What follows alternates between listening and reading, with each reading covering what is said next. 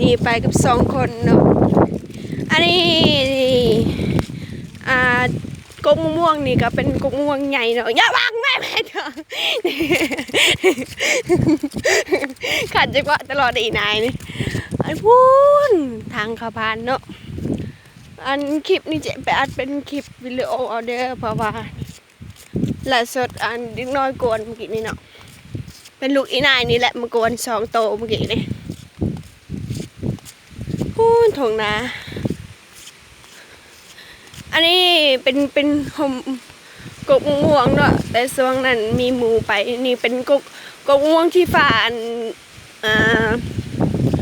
ถ่ายลงเฟซนะเนาะเป็นกกม่วงใหญ่อันนี้กกนี่แหละเดี๋ยวเป็นทางไปพลานเนาะตอนนี้ก็กำลังไปพลานเข้าในเมืองพูนทางเข้าบ้านคอยเองนะทางเข้าบ้านพนมไซน้อยมันจะเป็น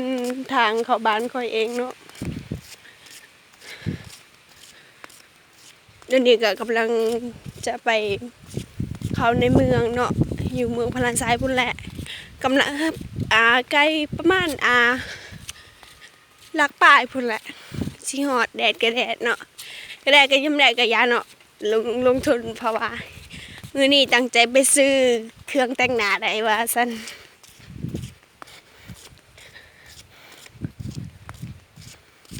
เนี่ยมือเป็นท้องหน้าบ้านขอยเองเนาะพูนท้องหน้าขอยอยู่พูน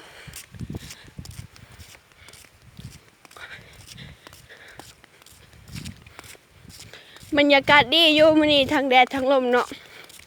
แต่ชนหลายแดดกลัวโอ้ยแม่ต้องมือแดดไปแต่ส่วนนั้นก็อัดคลิปอยู่เนาะแต่อัดคลิปสั้นๆนี่จะอัดคลิปยาวๆให้